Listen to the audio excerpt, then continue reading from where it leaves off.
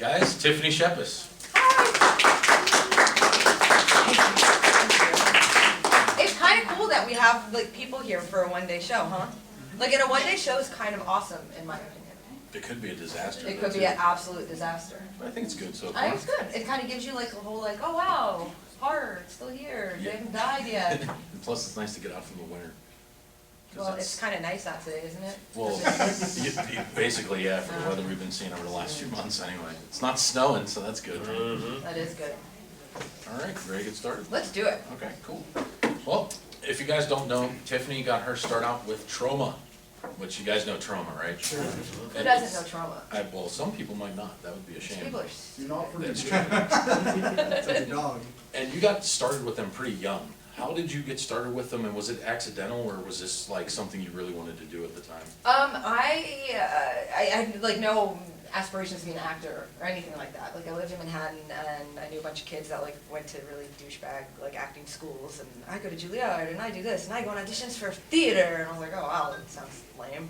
You know, I just like to watch horror movies. Like I'd sit at home, my mom would go out of town, my brother and I'd watch trauma films and really weird stuff that was filmed in our hometown. And back when they had cool like mom and pop video stores where you can actually find awesome movies. And at the school I was going to, there was a kid and she was reading an actor's paper, and I was like, wow, what do you guys really do? Like, let me see this. And there was an ad for Trauma, and they were casting Romeo and Juliet, and I was like, oh, that'd be awesome. I could be in a movie where I get killed or something. And I was like, 15 years old. I'm like, that would be so cool. And like I had like like the bubble that pops up in your head of me getting like decapitated, and I was like, awesome. And so I cut school and I went to the audition. I got the part, and it was a part of Peter, which was a bodyguard to the Capulet family, because there were really no parts left in the movie, and I was too young to play anything else because everything had nudity. And but because Trauma is awesome and the fans of the genre are awesome, after that I kind of just kept working and ended up hosting a TV show for Trauma in the UK called Edge TV for Channel 4, and that's kind of it. Well, with Trauma, I know that obviously everything's super low budget. Yeah. How much stuff did you learn on Romeo and Juliet? Dude, everything. Everything. Like, I tell so many people, and like, I'm not sure if it's the same nowadays, because, I mean, there's just so many people making low-budget movies in their own town, and like, I tell so many kids, they're like, oh, how do I get into filmmaking? I'm like, dude, pick up a camera and make a movie.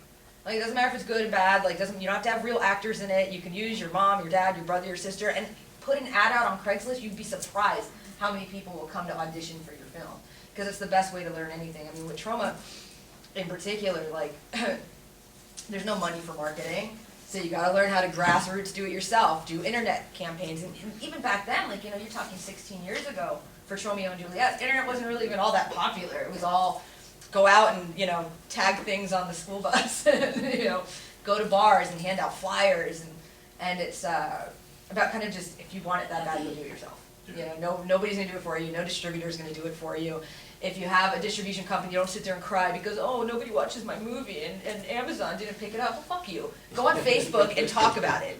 And don't just do a mass mailing that pisses everybody off when they get it. Actually, like, connect with your fans and go, hey, John, dude, have you watched my new movie yet? Awesome, cool, how's your wife? If people feel connected with you, they're gonna want to support your stuff, And that's, I think, the one really awesome thing about Lloyd Kaufman in particular is, like, if you meet that guy at a convention, pretty certain 90% of the time he's going to remember you, and if he doesn't remember you, he's going to pretend. And it makes you feel like, oh shit, Trump is cool. Well, Lloyd, he has like a pretty big personality. He's a eccentric guy, I guess would be the best way to explain it. How much different is he on a movie set than when you just meet him at a convention, or is it fairly similar? It's fairly similar, however, if you've ever gotten past the crazy, hey, look who's here, Ed's here, oh, everybody Ed, if you can get past that, you realize he's a super smart man. The guy went to Yale University and can speak 6 languages, and he's super smart. So on a film set, the energy's still there, however, you realize what vast knowledge he has in filmmaking and movies in general, and not just horror films. I mean, you could talk to him about old classics, and he could tell you who directed it, who shot it, who was the art director, and there's something that you can totally learn from that, because it's like, just because you're a horror geek doesn't mean you have to be stupid to everything else on the planet. One of the things with Lloyd that is kind of interesting to me is he's always fighting for the little guy. Yeah. And like when you work with him, is that a message that you definitely get from him, or is it more along the lines of he's just making the movie, it is what it is? Well, I think Trauma still is the little guy. You know, I mean, even though they've made money and you know, we all laugh when Lloyd goes, "Oh, I'm so broke," and Trauma's so broke, and you're like, "Yeah, okay," you know, not broke like me, you know. But they're still the little guy. I mean, they're not a Warner Brothers that's getting, you know, $20 million to make these bad movies. You know, they're still the little people. They're the people that are fighting to get these movies out, and I think he's really the last one that really stood for truly independent film. And so. I don't remember your question, because I quit smoking and I'm a weirdo right now. Like, I've become a fucking weirdo. Like, I was always kind of, like, odd, but, like, without smoking, like, I don't know what people are saying, and I can look at y'all all weird. Want a cigarette? No kidding, dude. I had dreams last night about smoking. And the Really? weird part was, like, I asked somebody, it was at a convention, and I think it was here today, in my dream last night. And I was like, oh yeah, dude, let me just have one drag. And, like, I get the cigarette, but by the time my hand got to my mouth, the cigarette was gone, and it was just the filter, and I was like, motherfucker! And I woke up. What about those electronic cigarettes? Those are so stupid. They've got to They're they've so got to totally stupid. suck. Oh, There's no way they can be, you know. I know, quitting's dumb. How did you quit? Cold turkey. It's the best way to do it. Yeah, dude, like, you have to, I think. Like, 'cause you can actually feel it coming out of your, yeah, my tiger's blood. He's such a Fruit Loop, huh? Charlie He's the Sheen. best. This girl only smokes like once a week, so you should just be like that. Who does? He does. Oh, you're just stupid. Well, you know, Once a just, week. just smoke when I'm drinking or, you Yeah. know, on the weekends. Oh, God. Yeah, we can warrior smoker. Start drinking more, that's probably. Smoke some crack today. Alright, let's go do that now. What's the hardest thing about acting in, like, independent movies? Hardest thing. There's two sides to that.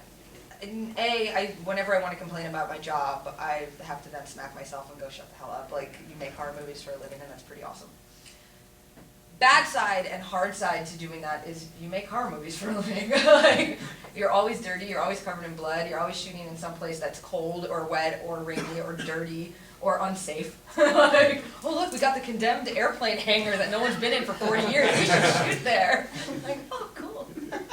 You know, oh, we couldn't afford the fake machete, so we're gonna use the real one, you know? It's like dumb shit like that you go, wow, why do I do this? Like, working at the convenience store would be way, way better. And, you know, and then, like, the other day, I just had to talk about this because I was super sick while we're shooting. Like, I mean, like, ear pain, like, I thought my eardrum was gonna explode. Like, you know when your sinuses are so bad, your head is just, like, this big and everything's echoey. I was dying, like I had a fever, like I thought I had like SARS or something. Like I was like sweaty mess, and they're like, action! I'm like, oh, hey, here I am, awesome. I'm like, fuck, why can't I just go home? You don't get sick days, you don't get time off. Like if you're ready to shoot, you're ready to shoot, you know, because if you call in sick, that costs, you know, an entire budget. Like, you know, if you're working on $1 million movie, you're talking about a $20,000 a day if you just decide you can't show up. You know, which is why these big actors, like the Lindsay Lohans and so on and so forth, are quote-unquote uninsurable. It's not like uninsurable like they might die, it's because if they don't show up, they can't call in an insurance day because they're going to waste, you know, on those movies probably, you know, $500,000 when they don't show up. So stuff like that's kind of difficult. You know, hard part about indie filmmaking is that, like, you may have this really cool script and you know everybody's really hungry, and the cool part about horror movie filmmakers is that they have so much heart, you know, and they want to put their all into something, but then you sit there and you go, oh, poor baby, like, he wants to shoot this, but we only have $10,000, like, good luck. You know, and it's like, you get to this point where you're like, fuck, like, you just want to tell them to wait. You know, wait until you can maybe one day pull a budget together, because you're kind of going to ruin it. And not that any great film needs a big budget, but occasionally, to pull off some of these things, you need something, you know. So that's hard. It's hard to watch people make these films that you know really deserve a bigger budget, but they just don't have access to it, you know. Or people that don't make their money back. You know, people can make a friggin' great movie, and for whatever reason the market turns this way, and all of a sudden, you know, zombies are out and gay vampires are back in, and, you know, your movie gets the bottom shelf at only the last blockbuster left on earth, you know, and, you know, that's very disheartening when you see people pour their heart and soul into something and it's actually quality and they never make a penny.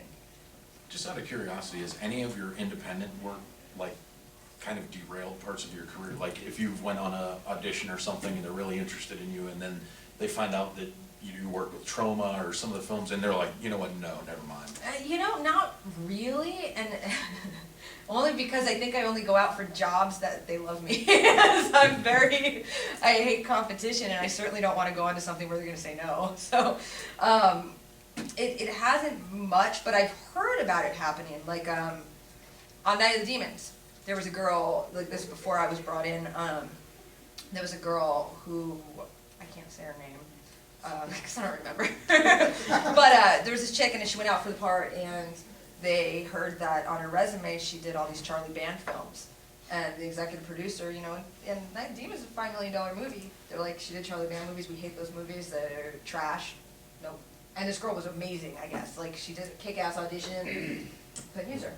So, I think there's definitely, the problem is it's usually not the horror fans that are going to do that, it's the big executive douchebag that's going to be like, oh, horror movies, you know, indie low budget, we can't possibly have that, you know. But it hasn't affected me, I just choose really low budget bad films.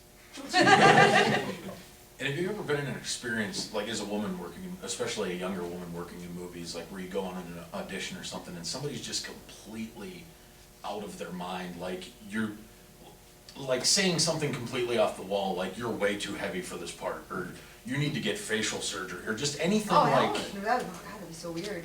No, but I did have one of like the weirdest casting couch, like I never actually thought that existed when I was, I must have been like 17. There's this movie that came out, it's called Skippy, and like I don't even know if anyone's ever even like seen or heard of this movie. It had like William Sadler in it. Well, the director got a hold of me because like he was a fan of some crappy Trauma thing I did, and in New York, and was like, we want to fly you out here. We're gonna be like, you know, like a 6-line part in this movie we're doing for Warner Brothers. And I was like, cool, you know, make horror films like at that time, 17 years old, if you fucking paid me $50, I'd be like, yeah, let's go. I'll drive myself. He flew me out to LA, put me up in this really fancy hotel, took me to where they were showing the dailies at Warner Brothers, like it was all legit. And he was like, oh, I'll drive you back. And I was like, oh, great, cool, like what a nice guy, drive me back to the hotel. And he's like, so, you know, I wanted to talk about wardrobe, and I thought maybe, you know, I could come on in and we could talk about it. I'm like, whoa, dude, what are you doing? And he's like, well, maybe you just want to give me a kiss. And I'm like, whoa, what the fuck? No, I don't want to give you a kiss. And he's like, why not? And I'm like, who asked why not? If somebody doesn't want to kiss you, they don't want to fucking kiss you. Go away. And he's like, well, all right, whatever. And he walked out, and I was like, are you still coming to get me tomorrow for the shoot? And he never showed up. That's sad. It's a sad story. Anyway, so the casting couch stuff certainly happens, but it's usually on dumbass fucking movies like Skippy. Like, who ever heard of that? But never any weird thing where they've asked me to, you know, remove an eyeball or get surgery. However, the director of Night of the Demons, which I'm doing my next movie with called Schism, just asked me recently if I'd get a real tattoo for the film. I was like, no. Like, that's what you guys have like fake ones for. I've got enough crappy tattoos. No. Get a good one. Huh? Get a good one. I guess I could have, but I don't think the one they were asking me to get was good. And also, no, like, it's a movie. That's why it's fake. Like, She's gonna wash it off. yeah, exactly. Just out of curiosity, whenever you got approached about Night of the Demons, was it something that you wanted to do, or were you kind of like, man, I might get crucified for this one? Dude, or... no, I was such a fan of the original Night of the Demons, and I'm really good friends with Kevin Tenney, and Kevin Tenney's like stamp of approval was on that film. I was like, dude, I will do craft service on this film just to be part of it. Because I'm not one of those that just hates every remake on the planet. I don't. Like, I'll give most things a fair shot. Now, most remakes happen to be big pieces of garbage, but I understand the place for them, and I didn't for a minute. But it took I have 2 half-sisters, and they're both fairly young, and it took one of them, I was talking about Chainsaw remake, way back when, and she's like, oh my god, this Chainsaw movie is so awesome, it's the coolest, scariest thing I've ever seen. I'm like, have you ever seen the original? She's like, what original? And I was like, oh my god. But it's because of kids like that age, that don't even know these movies existed, that I think it's important to have these remakes, because then, at that point, she goes, there was an original, and it's scarier and cooler. I'm like, hell yeah, cool, I have to go get it.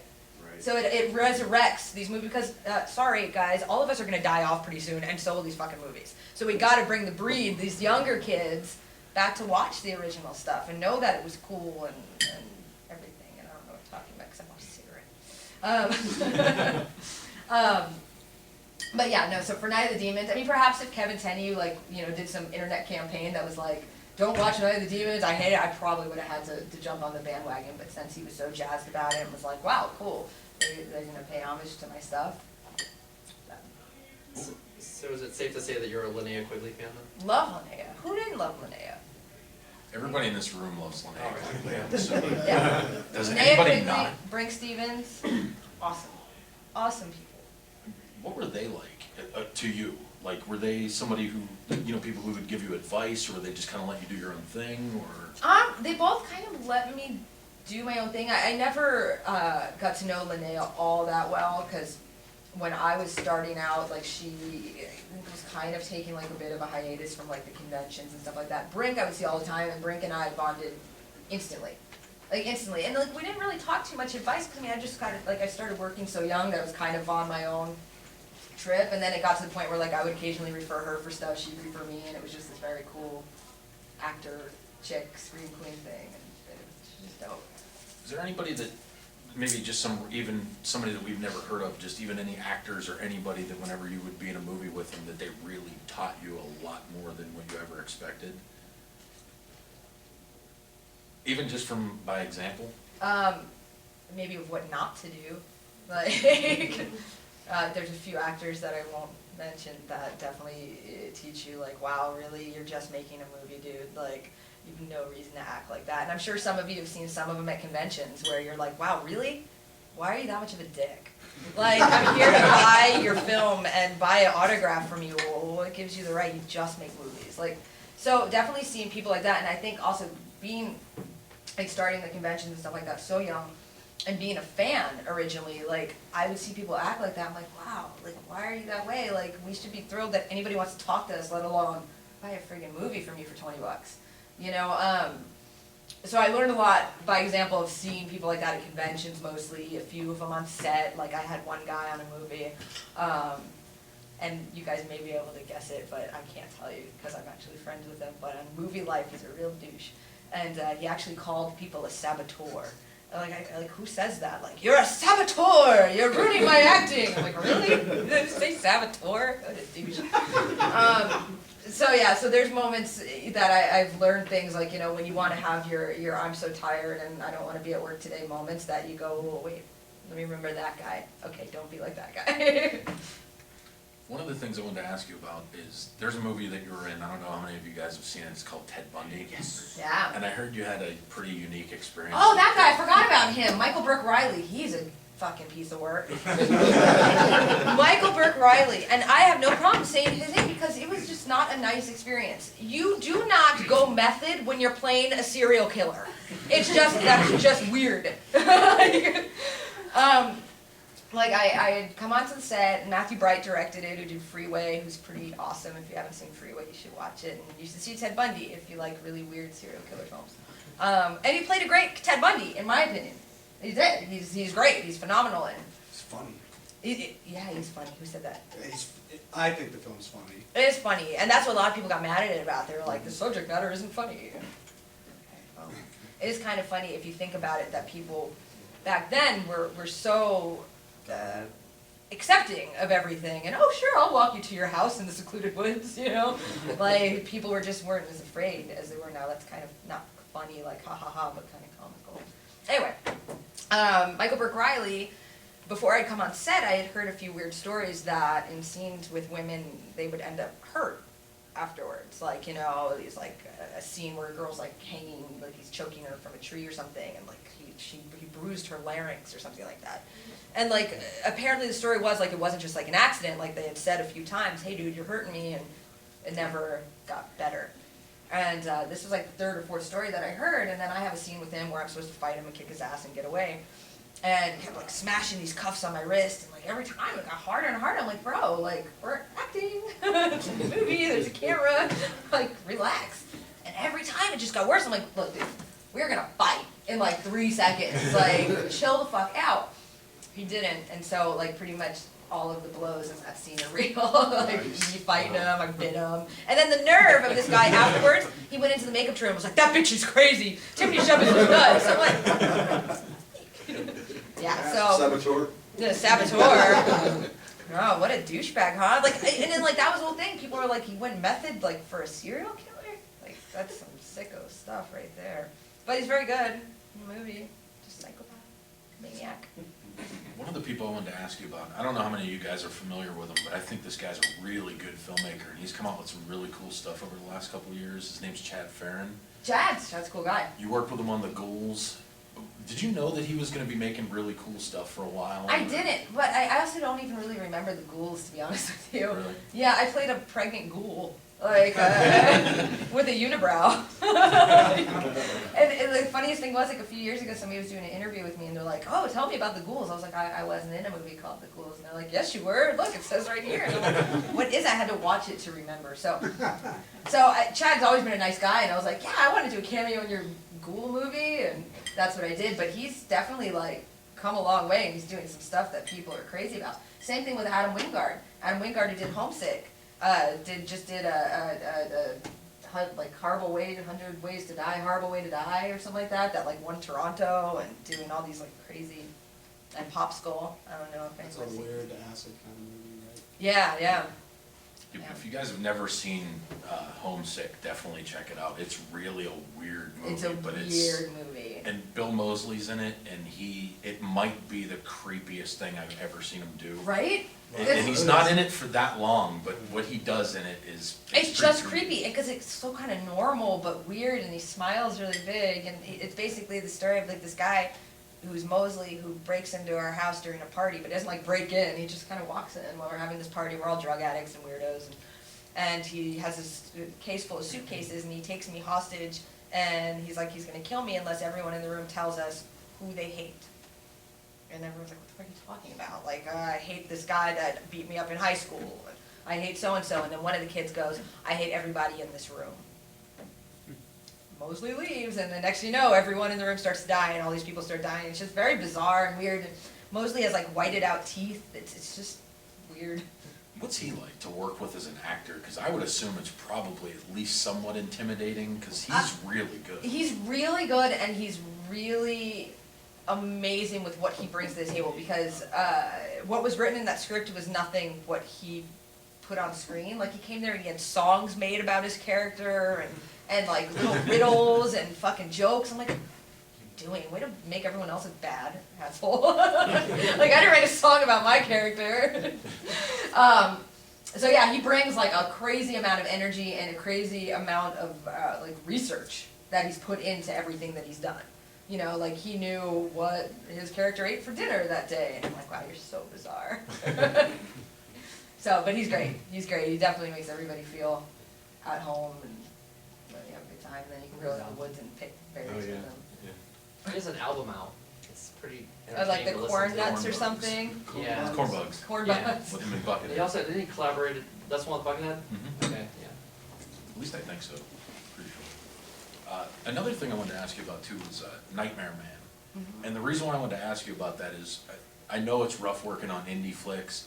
A lot of times because you don't get any recognition. Some of them pop out on DVD, Yeah. you never see them again, or you never hear of them again. This is a movie that actually got into theaters. Did you get a chance to see it in a theater with a regular audience, and what was that like for you? I got to see it in the best black theater in LA. And people were like, yo, bitch, run! Run, bitch! Oh, you don't take those pills, girl. Don't take them fucking pills! I was like, this is fucking awesome.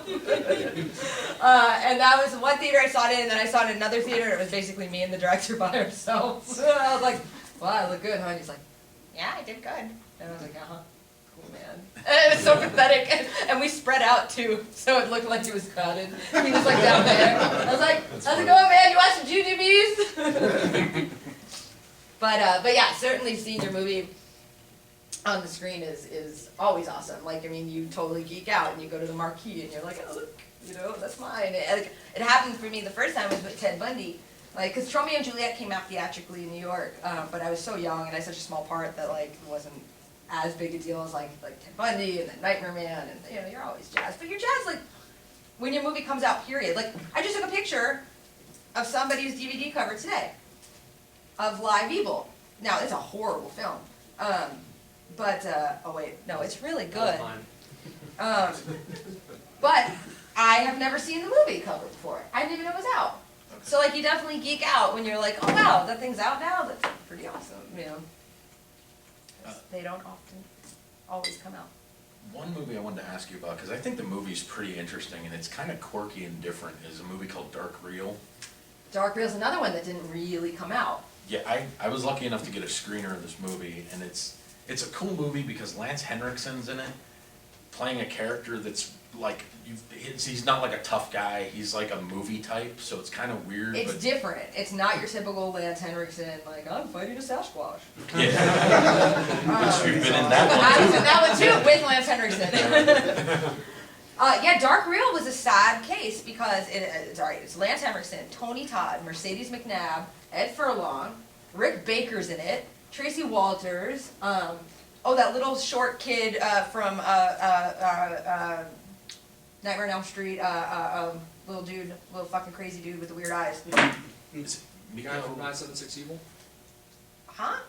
No, I think it's like fully different. Yeah. Oh, that little dude Johnny who Depp. was the son in Elm Street. Is it Miko? His name's not Miko. It's not? Is it? It might be. He's like little short, Dwight Witt, no one? Okay. None of us know anything in this whole room. That's great. We need Tim Gross. Where's Tim Gross? Where is Tim Gross? Tim will Next tell door. us. VHS. Oh, he's in the VHS room? No. Anyway, it had a shit pile of people in this movie, and the movie never went anywhere. And the sad part about it, it's kind of like the distributor screwing, the little guy again.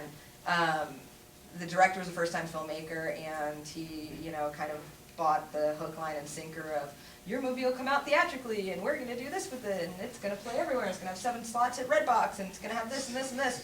But it was all kind of a verbal handshake deal. And the movie never played anywhere. Like, I think they had a deal with, like, the last existing Halloween videos. And it's such a shame because that could have easily been, like, a Sci-Fi Channel original. Because, it's not the greatest movie of all time, but anyway. I liked it. It's better than You like that. it? But yeah, it had it was shot on film, like there's nothing that's shot on film anymore, so it looked beautiful. I mean, I'm in it. And I get to have sex with Ed Furlong. So you guys see where this is going. With him. It's funny because working with Furlong on that movie was interesting. He very much didn't want to be there. He looked very different than you remembered him. But he was okay. But then I worked with him on Demons, and it was like a 360. Like, he totally turned shit around and was fun and quirky, and he was quirky and weird, and he's like a man kid, like all these like child actors are, But he was cool, and he was excited to be there, and I don't have anything bad to say about Furlong, but the sex scene was so hot. Talking to the camera like that. Just curious of what you think about this. A lot of actresses get pinned as scream queens, and I've heard you've been described that way. Uh-huh. Do you like it? Dislike it? I think if you're cool enough to get a label, why would you not appreciate it? You know what I mean? As long as it's not like just, oh, that whore, Oh, like I said, I never aspired to do anything. It's not like I had these like child, toddlers and tiara, dream of like accepting an Academy Award. It's like I wanted to make horror films. I wanted to make indie horror films, and like the only goal like I really had growing up was like, oh, look at fucking Brink's line. I want to have a line like that at a convention. Like I was like just jazzed to be a part of the horror community in any way. Like my only like dream is like to have a bigger horror film that reaches out to like a bigger group of people, because it's a lot of times only dudes that come to our conventions that go, oh yeah, I've seen that, or because they bought it at my table, because you can't always find these films. It'd be kind of cool to have something that's a little bit more widespread, if, some of the pieces of shit that come out nowadays, like, can come out, why can't others, That's true. So having Scream Queen as a label is awesome. And I have a question for you. It's somewhat personal. If you don't want to answer, you don't have to. Okay. I'm a big fan. He's no longer with us. I was just curious what it was like knowing Corey Haim. Corey's a good kid. He was a good kid. He was a kid, like a man-child, like you have, I think it's like any actor, kids that grew up that fast with that much money and that much fame, super fast, it's like a recipe for disaster, like 9 out of 10 times. Like, I know a lot of child actors, and I'd say 9 out of 10 of them are completely fucked up. And it's hard, especially when you do really so well for such a long time, and then all of a sudden it's like Hollywood's like, all right, yeah, I'm done with you. You're not as cute as you were before, and oh, now you got a drug problem. All right, see you later. You know, and it's sad, but he's a good kid, and everyone loved him, and fans loved him. You never hear of anybody. I mean, I don't know, maybe you guys, but like shows that he was at, like where a fan would come up to him, and whether they're buying something or not, that he didn't totally embrace you and say, hey, dude, thanks for watching. Oh my God, you love License to Drive, so did I. You know. Nothing bad to say about him, certainly.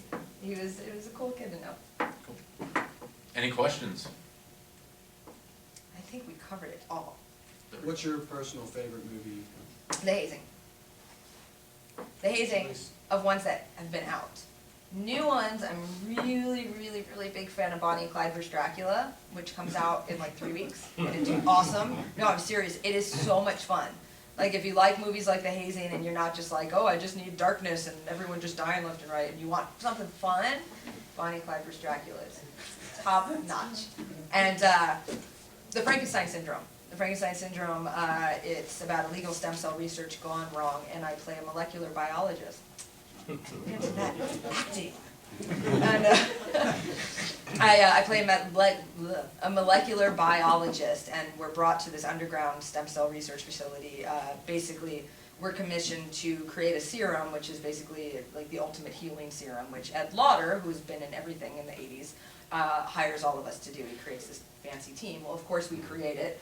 Of course we inject it to someone. Of course shit goes fucking wrong. And, you know, it's kind of a spin on Mary Shelley's Frankenstein, and it's shot beautifully. My husband directed it, who, he's alright, he's not as cool as me, but he made a movie called The Great American Snuff Film, which a lot of people really liked, and a movie called Death of a Ghost Hunter, which any of you that watch streaming movies on like Netflix like have all seen it, because it's for some reason really popular. I wasn't in it. But anyway, he directed it, I produced it, and I starred in it. We have Louis Mandylor from My Big Fat Greek Wedding, is also in it, and he's really kind of dope. He's Costas Mandylor's brother from the Saw series, but he's way better than Costas. So you guys should check that out when it comes out at some point, or buy it off my website when I bootleg it.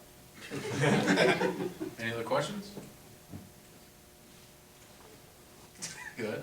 Who would you like to work with as far as directors go? As far as directors go, Yeah. man, I don't know. I know who I want to work with acting-wise. I want to work with fucking Jeffrey Combs. Because, like, we did Abominable together, but we didn't have any scenes together. And then he and I did a animated series, which never came out, called The Night Driver, and we both played voices. He played this crazy maniac, and I played the hooker that he falls in love with. And so we got to be in the same room together, and this is, like, such a geek I am. Like, we got to be in the same room together doing the voiceovers, right? And he's standing there, and I'm standing here, and I'm like, keep looking at him, he's like, what's up? And I'm like, oh, nothing, I'm just, you know, looking over our lines, and he's looking at me like, what a fucking weirdo, our lines are down there, you know? And I'm like, total geek out moment, and this is how fucking stalker creepy I am. Like, I'm looking this way because I know his email's on there. Not that I'd ever email this man, ever, but I was just like, no, I knew it. It's so fucking creepy. Anyway, so yeah, it's like the nerd fan kid in me, like, trying to stalk her and get Jeffrey Combs' email address. So it'd be really cool to have scenes with him in something. Director-wise, I don't really know. I think I don't watch enough new movies to really tell you who I think's all that great, personally. I know the dude that did Trick or Treat would be kind of cool, just because Trick or Treat was pretty badass. But I don't know. I think Jeffrey Combs. I really like to work with Sherilyn Fenn because she was just hot, and she was so hot in Twin Peaks, and then she went on to do like, I don't know, Gilmore Girls or something. That was dumb, but in Twin Peaks she was really hot. What's that? And you, I want to work with you so bad. It's just because you look like you'd be interesting. Is he interesting? Retarded. Well, you got a hot wife, and so that means you're kind of interesting. Because I don't think you're rich. He's loaded. Then come buy something on my table. No, I just went drunk. Oh, loaded? Oh, Yeah, shit. Buy me a Yingling. Any more questions, guys? That's it. TIffany Shepis, everybody. Hey. Alright,